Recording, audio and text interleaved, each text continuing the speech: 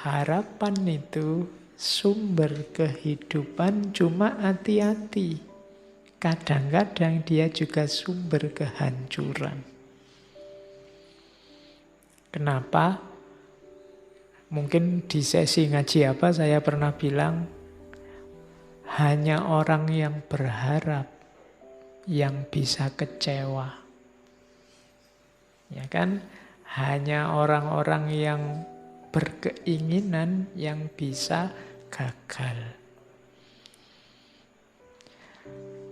Jadi itu paradoksnya harapan. Jadi paradok itu sifat yang bertentangan, makanya kamu mengelolanya harus hati-hati. Harapan bisa membawamu pada kebahagiaan, tapi bisa juga sebaliknya menghancurkanmu. Kalau kamu tidak hati-hati merancang harapan. Jadi jangan sampai senjata yang sakti yang namanya harapan itu berbalik membunuh dirimu sendiri karena kamu tidak pintar mengelolanya. Itulah sifat paradoksnya harapan. Kalau kamu tadi tidak bercita-cita kumlot, tidak kumlot itu kan tidak masalah. Tapi ketika kamu bercita-cita kumlot, tidak kumlot jadi sumber kekecewaanmu.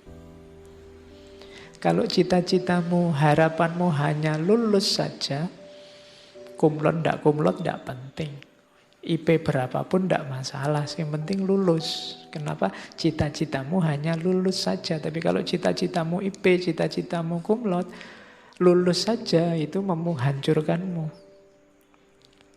Kalau kamu tidak bercita-cita punya pasangan, mbok jomblo sampai umur 40 tidak masalah. Tapi kalau orientasi hidupmu pasangan, pacar, dan yang sejenis itu, mbok sekarang kamu jomblo juga gelisah, susah, sumpek.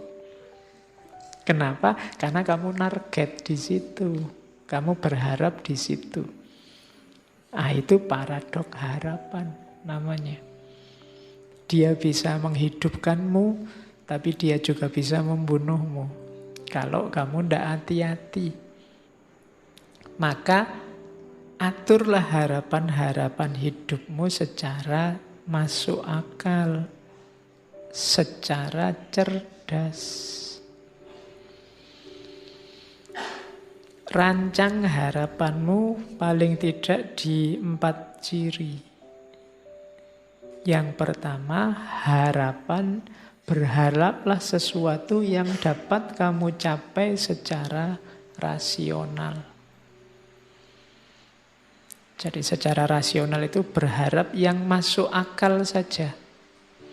Kalau kamu sudah semester 14, targetnya sudah nggak usah mikir kumlot-kumlot, yang penting lulus. Itu yang rasional. Nah, ya, kalau enggak nanti hancur hidupmu, gitu loh. Jadi berharaplah yang rasional-rasional saja, yang terjangkau. Yang kedua, yang dapat kamu kontrol. Pancanglah harapan-harapan yang bisa kamu kendalikan, kamu tempuh. Itu loh, misalnya kamu sadar bahwa suaraku itu jelek kok Pak. Tapi saya cita-citanya penyanyi. Itu kan agak berat perjuanganmu kalau sampai ke sana. Jadi salah kamu mungkin milih harapannya. Kalau pencipta lagu tidak apa-apa, kalau penyanyi susah karena hubungannya sama suara. Nah itu harapan yang tidak bisa kamu kontrol itu agak susah. Misalnya kayak saya tingginya paling 150-an. Saya ingin cita-citanya jadi foto model yang tingginya minimal 180. Itu kan nggak masuk. Jadi yang bisa kamu kontrol. Jangan berharap yang tidak bisa kamu kontrol, karena kalau tidak, harapan akan membunuhmu. Terus, berharaplah yang menurutmu penting. Kalau ini ya benar bunuh diri, kalau kamu tidak penting kok kamu harapkan. Ya, wong kamu tidak minat, kok kamu masuk ke situ. Nah, itu agak bunuh diri. Jadi berharap lah hal-hal yang penting-penting saja. yang cocok sama passionmu. Jangan berharap yang bukan dirimu. Karena kamu akan kesulitan mewujudkannya dan akibatnya kamu kecewa. Yang penting menurutmu apa? Bukan yang penting menurut orang lain. Karena kalau tidak nanti kamu kesulitan mewujudkannya. Setiap orang punya gaya dan model sendiri-sendiri. Yang keempat, ini juga penting. Kalau tadi kan penting menurutmu. Berharaplah sesuatu yang bisa diterima oleh masyarakatmu dan cocok dengan nilai-nilai yang ada di tengah masyarakat, nilai-nilai moralnya. Ini menentukan juga, karena kalau targetmu ternyata tidak cocok dengan masyarakatmu, kamu bisa kesulitan juga. Nanti harapanmu bisa membunuhmu. Ya macam-macam tidak cocok itu. Mungkin tidak cocok sama kultur sana, mungkin tidak cocok sama nilai-nilai yang ada di sana. Ya contohnya gampang lah, misalnya yang cocok sama masyarakat di kos-kosanmu, misalnya masyarakat sana menghendaki kamu kalau apel paling malam sampai jam 10 misalnya. Nah itu ya kamu jangan berharap lebih. Saya ingin ijtihad berlawanan dengan masyarakat, pokoknya apel itu ya paling tidak jam 12 lah, jam 10 belum dapat apa-apa. Misalnya, oh itu kamu akan kesulitan benar. Mungkin kamu punya argumen, punya dasar, punya dalil, lo gimana Pak, saya sholat isya-nya sekarang selesainya paling jam 8. Nanti kos saya sama tempat apelnya jauh, bisa sampai jam 9. Kalau jam 10 harus pulang, ya belum ngapa-ngapain kita, baru say hello misalnya. Nah, itu kan argumenmu. Tapi masyarakatmu tidak bisa. Kamu kasih argumen itu, mereka punya tata nilai sendiri. Nah, harapanmu kalau tabrakan dengan maunya masyarakat, kamu akan susah juga. Hasilnya kesengsaraan juga. Maka rancanglah harapanmu di 4 ciri ini. Rasional, bisa kamu kontrol. Yang penting-penting ini juga menurut saya harus digarisbawahi. Tidak harus segala hal kamu patok harapan. Yang tidak penting-penting tidak masalah.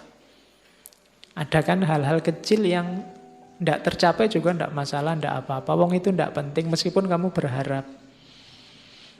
Kayak kamu main game HP itu kan asik, kamu berharap menang tapi kok ya kalah terus, ya ndak apa-apa, wong cuma game aja loh. Kenapa ndak penting? Kamu ndak harus sedih, nggak harus marah, nggak harus nendang-nendang pintu karena kalah game. Oh ndak apa-apa, wong cuma permainan. Itu namanya kamu ngerti prioritas. Mana yang penting, mana tidak penting. Ya semuanya kamu harapkan. Misalnya teh ini kan kamu berharap teh ini segarnya luar biasa, begitu diminum misalnya.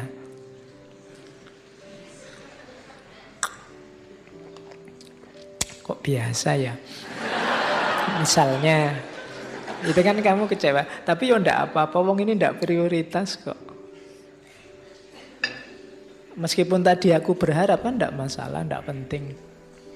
Beda tadi sama urusan kuliahmu, sama urusan masa depanmu, itu kan jauh yang lebih penting. Jadi berharap, patoklah yang kamu anggap penting-penting saja. Dan yang terakhir, hati-hati dengan norma-norma dan nilai-nilai di tengah masyarakat. Karena masyarakat itu juga harus jadi pertimbanganmu. Mereka punya logika sendiri, mereka punya standar sendiri. Nah, komponennya harapan ada 3. Nggak usah dibaca definisinya, agak bulet. Harapan itu butuh yang pertama goals, tujuan. Yang kedua pathway, jalannya. Yang ketiga agensi, orangnya. Jadi komponennya harapan itu tujuannya apa, jalan untuk sampai ke sana apa, orangnya siapa yang berharap. Jadi orang yang berharap, jalan menuju harapan, dan targetnya harapan itu. Itulah unsurnya. Tidak ada goalnya, namanya bukan harapan. Kalau tidak ada jalannya, bukan harapan tapi lamunan. Tamanni kalau dalam bahasa agama, angan-angan. Seandainya ya tiba-tiba ada uang sak karung jatuh di depanku, nah, itu namanya bukan harapan, tapi lamunan, angan-angan. Seandainya ya tiba-tiba ada artis Korea datang padaku menyatakan I love you, nah, itu lamunan. Kenapa lamunan? Pathway-nya ndak ada. Jalan yang bisa nyambung dirimu dengan tujuan itu ndak ada. Wong kamu bahasa Korea ya ndak bisa, duit untuk jalan-jalan ke Korea juga ndak bisa, nonton show-nya Korea juga ndak punya uang. Jalannya ndak ada, untuk ketemu ndak ada. Nah itu ndak ada pathway-nya, maka namanya angan-angan. Untuk lengkap disebut harapan, jalannya ada, strategi menuju ke sana ada, goalnya ada, tujuannya ada, dan orangnya juga mau. Jadi ini harus lengkap. Kalau tidak ada orangnya Pak, ya sama aja bohong. Ada jalannya, ada tujuannya, orangnya yang berharap tidak ada, ya tidak jadi cerita. Jadi itu 3 komponennya. Penghalangnya juga ada 3. Yang pertama emosi, yang kedua stresor, dan yang ketiga surprise event. Kalau emosi jelas. Emosi-emosi negatif itu mungkin menghalangi jalanmu mewujudkan harapan. Jadi kamu terburu-buru, atau kamu males, atau kamu ngamuan, atau kamu merasa minder, atau kamu terlalu pede, itu kan emosi-emosi. Itu sering jadi penghalangnya harapan. Cita-citamu segera dapat pasangan, tapi kok ya mentalmu minder. Kalau ndak ada orang aja kamu postingnya, teriak-teriaknya selalu tentang perempuan, pasangan, tapi begitu ketemu nderedek, grogi, ndak bisa ngomong, ya sama aja. Emosi ternyata penghalangmu. Yang kedua stresor. Kalau stresor ini nanti berpengaruh ke emosi, tapi stresor itu sesuatu yang menghalangi, yang menekanmu sehingga ndak bisa mewujudkan harapan. Kayak kamu pengen cepet lulus tapi kok ya kamu kerja. Kerja ini kan jadi stresor namanya, membuatmu stres. Jane pengen cepet lulus tapi kok ya harus kerja ya. Nah itu kan stresor namanya. Pengen jadi orang soleh tapi kok ya susah yang ngaji itu ya. Misalnya itu kan ngaji jadi stresornya. Jadi penghalang harapan itu emosi, stresor, dan yang ketiga surprise event. Kalau 1 dan 2 mungkin kamu bisa ngatur, tapi yang ketiga ini susah. Surprise event itu, hidup ini kan serba tidak terduga. Kamu sudah niat-niat pokoknya sampai saya lulus S2, jangan sampai ada pacar, jangan sampai ada perempuan atau laki-laki yang mengganggu. Kok ya dilalah, ada event yang membuatmu jatuh cinta, dia juga oke, sama-sama oke, ini surprise event. Waduh, tadi prinsipnya mau dilanjutkan apa enggak ya? Kalau dilanjutkan kok ya eman-eman.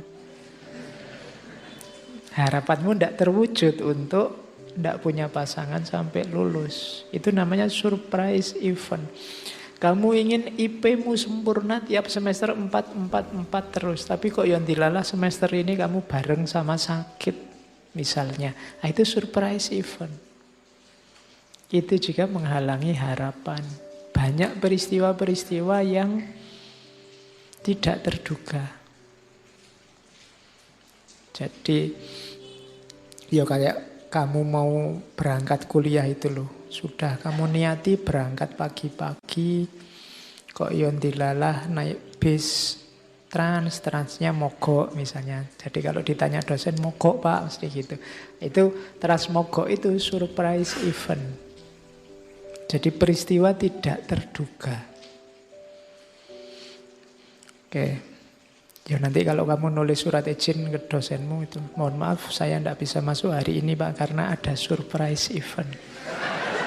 Jadi ada peristiwa tak terduga yang membuat saya tidak bisa masuk kelas.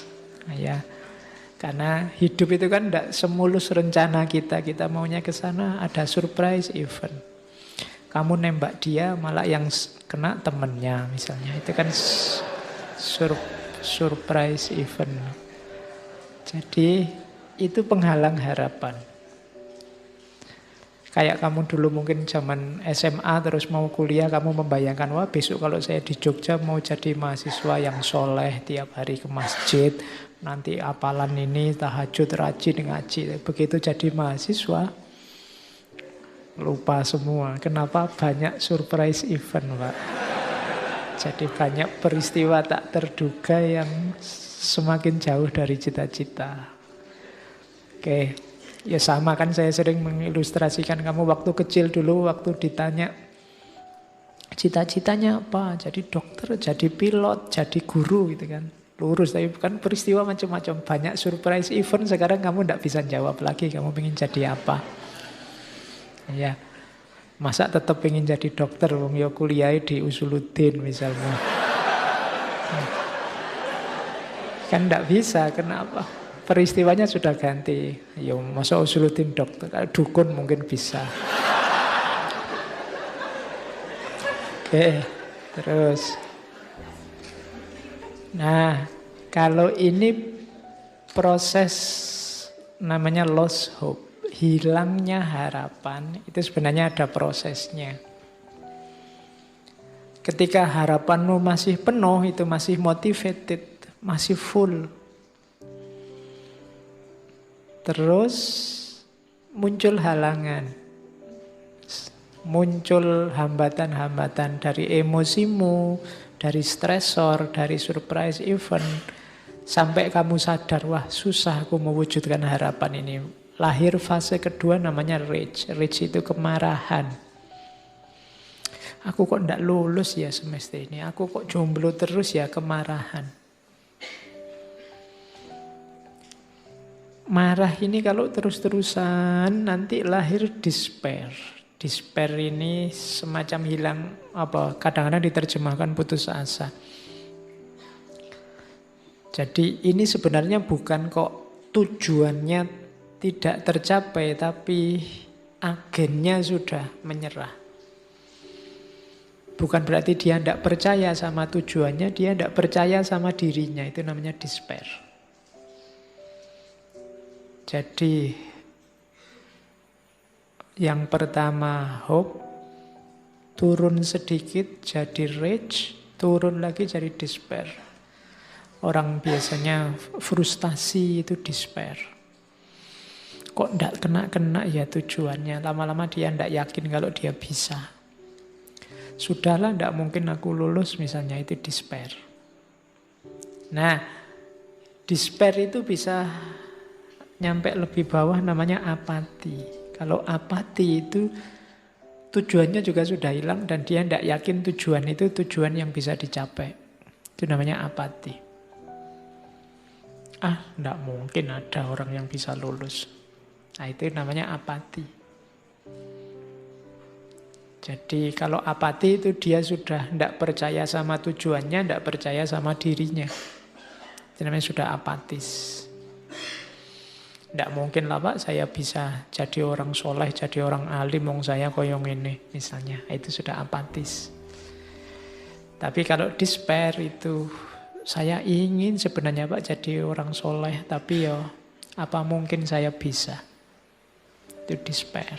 Kalau rage itu, saya ingin jadi orang soleh, tapi kok ya sulitnya, banyak sekali halangannya Pak. Itu rage, mengeluh.